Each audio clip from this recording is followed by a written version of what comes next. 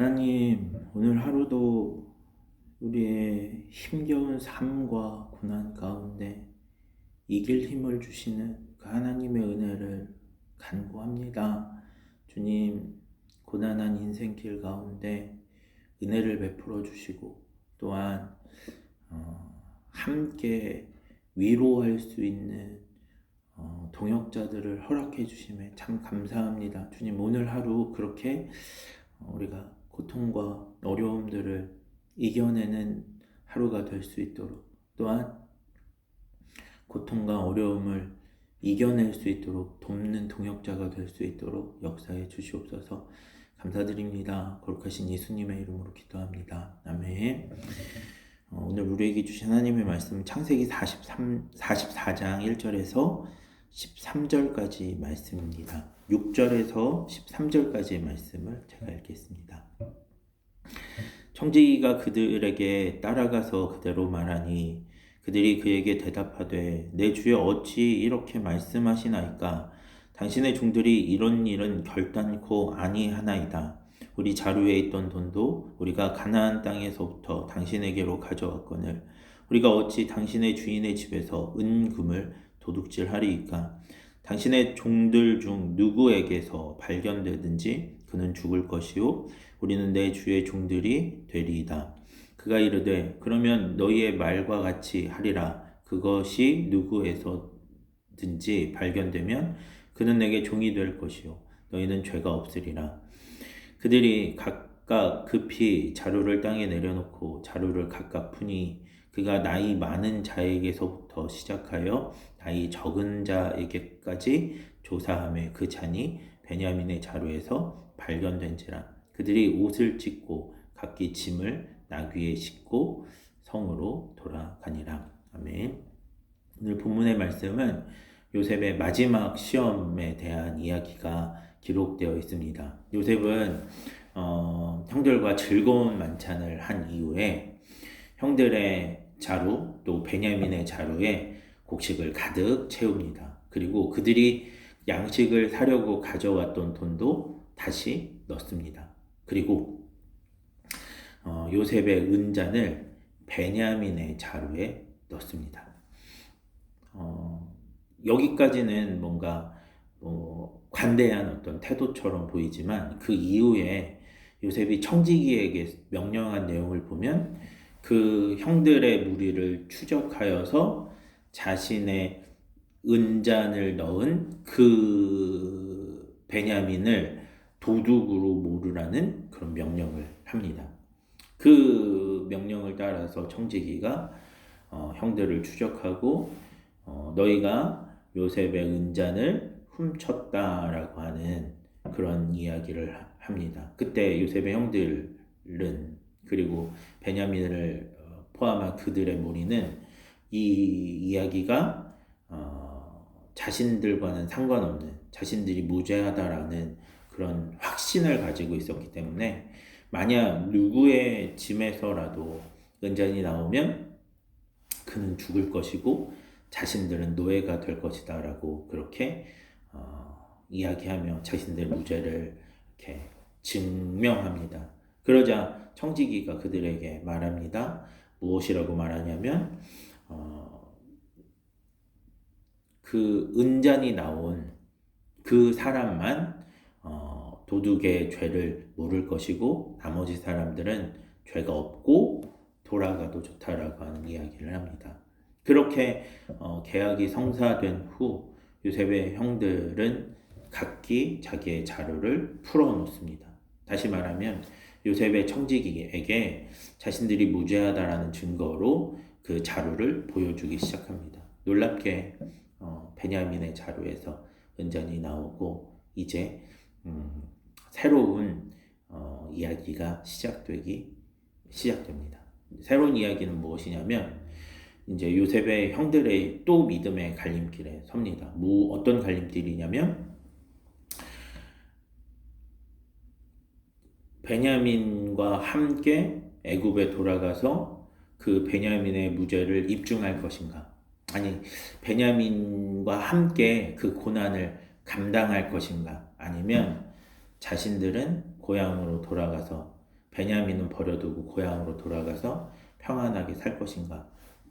둘 중에 하나를 선택해야만 하는 상황에 처해 있습니다. 베냐민과 돌아간다면 최소 노예가 되는 것이고 최악의 경우에는 목숨을 잃을 수 있는 상황입니다.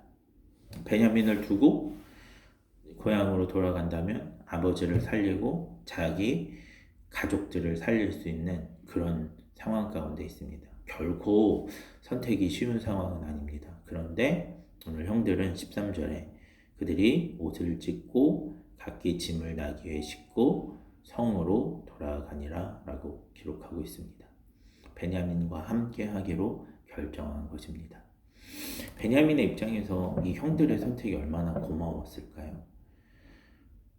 최소 노예, 최악 사형의 그 상황 가운데 이제 베냐민은 무조건 그렇게 될 수밖에 없는 상황이고 형들도 요셉 앞에서 그렇게 될 수 있는 상황인데 그럼에도 불구하고 형들인 베냐민을 내버려 두지 않고 그 베냐민과 함께 그 애굽의 종살이 혹은 죽음의 그 길을 선택해서 가고 있는 것입니다. 이로 말미암아 베냐민은 큰 위로를 얻었을 것이고 그리고 그 고난과 고통의 짐이 조금은 덜어졌을 거라고 생각됩니다.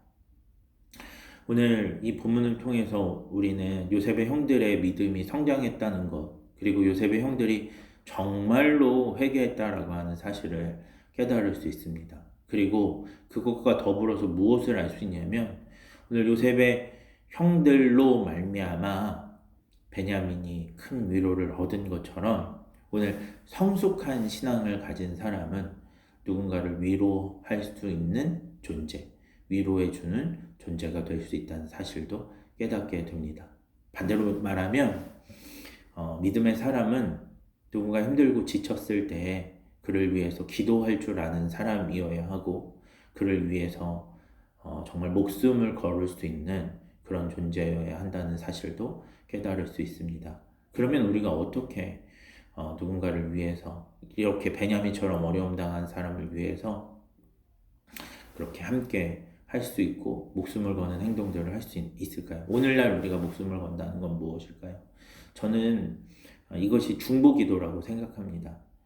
아브라함이 그 소돔과 고모라 성을 위해서 기도했을 때 아브라함은 자신의 목숨을 걸고 기도했습니다. 모세가 하나님 앞에 범죄한 이스라엘 백성을 위해서 중보할 때에도 자신의 목숨을 걸고 기도했습니다. 하나님, 그들을 구원해 주십시오 라고 말하는 것이 단순히 그냥 뭐 구해도 좋고 구해주지 않아도 좋고 이런 정도가 아니라 오늘 그 베냐민의 형들처럼 요셉의 형들처럼 자신의 목숨을 걸고 소돔과 고모라를 위해서 기도한 것이고 또 실제로 모세가 하나님 앞에 이스라엘 백성들을 위해서 기도할 때 하나님 이 이스라엘 백성들 멸하시거든 나의 이름을 주님의 생명책에서 지워달라고 하는 기도까지 할 정도로 중보기도는 그렇게 무거운 책임을 가지고 그렇게 하는 기도입니다. 그런 기도를 주님 앞에 올려드릴 때 하나님 살려주십시오. 하나님 회복시켜 주십시오. 하나님 이 영혼을 주님께서 인도해 주십시오라고 기도할 때 이처럼 엄중한 또 무거운 책임을 가지고 그렇게 기도하는 것을 중보기도라고 하고 그 중보기도를 통해서 놀라운 하나님의 은혜와 역사들이 실제로 이루어진다라고 하는 것들은 우리가 성경을 통해서 계속해서 보고 있습니다. 하나님은 그렇게 생명을 건 기도에 응답하시는 분이고 그런 기도를 통해서 하나님의 은혜와 역사가 나타나기 때문입니다. 오늘 그 베냐민과 동행한 형들, 베냐민을 위해서 목숨을 건 형들의 행동은 종국에는 그 베냐민의 생명뿐만 아니라 형들의 생명도 구원하고 아버지의 생명도 구원하고 또 이스라엘 민족의 역사 속에서 그렇게 드러나게 하는 어떤 처음 시작점이 되는 역사도 이루어지게 되었습니다. 오늘 말씀을 좀 기억하면서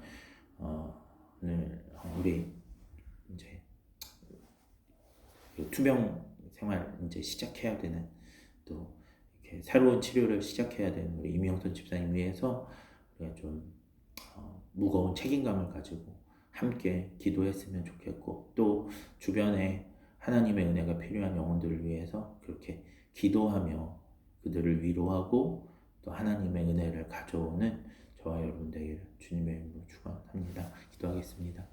하나님, 오늘 요셉의 형들이 나만 사는 선택이 아니라 베냐민을 살리기 위하여 그 힘들고 무거운 길을 선택했던 것, 하나님, 그것이 우리의 삶의 중보 기도로 나타나서 정말 우리가 간절함으로 주님 앞에 기도하며 주님의 은총을 구하며 나아갈 때 정말 그렇게 힘들고 괴롭고 고통 가운데 있는 영혼을 위로하고 또 그를 주님의 구원의 방주 속으로 그렇게 인도하는 역사가 나타날 수 있도록 인도해 주시옵소서. 그렇게 누군가를 위로하고 누군가를 위로하기 위하여 중보하는 우리 모두가 될 수 있도록 역사해 주시길 소망합니다. 예수님의 이름으로 기도합니다. 아멘.